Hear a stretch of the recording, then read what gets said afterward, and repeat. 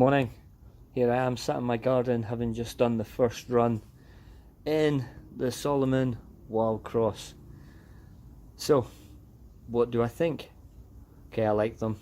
It's that simple. So, as someone who wears Speedcross, I'm interested in how they transition between the grass and the tarmac. What separated the Salomon shoe for me is that it will run on the road, in the wet, up a trail, in the grass. So I only did 2.5 miles. I just tapped along some grass, which is wet, tapped along some pavement, and initially it all feels okay. So let's talk about it a little bit more. The actual feel in the run. So the heel cup is a nice fit. It's not stupidly tight when your foot's in there, but you definitely feel like you're in the shoe. And then the toe box.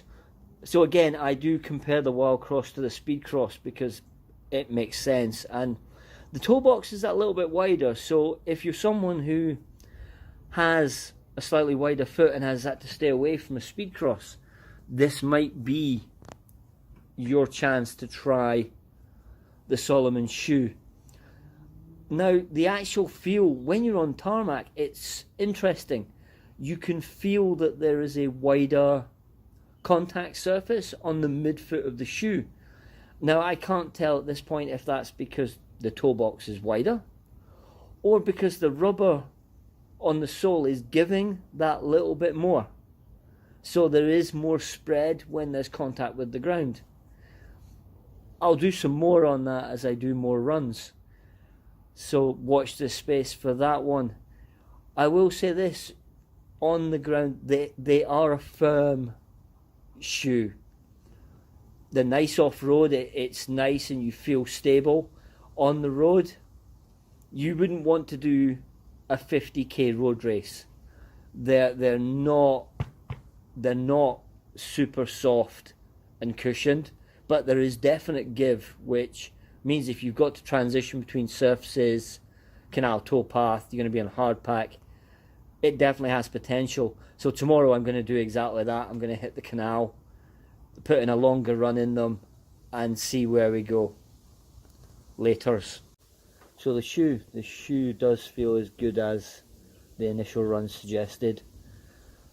The spreading underneath, I think the rubber bungs just spread a bit, because I can confirm tapping down towards 7-minute mile pace on concrete, they are a firm ride, but there is definitely give, and give is all you need, especially if you're only doing a bit of transition. On the canal towpath, for example, where it's more like gravel and is loose, they just feel smooth. You can really go along at a nice pace, and they seem to maintain grip as I changed across terrain, which is a big thing.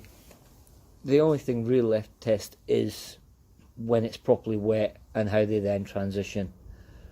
But if they're as good as they've been so far, that's not going to be a big issue. So feel, considering I've just done 7.5 miles in a pair of shoes that I've had 2.5 mile run in and walked around in for a few hours, I've got no marking to my heels, there's no discomfort anywhere.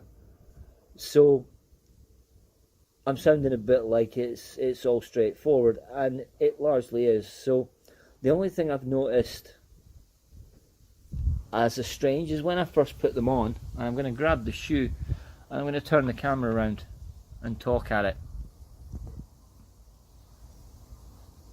Or not, because it doesn't let me. So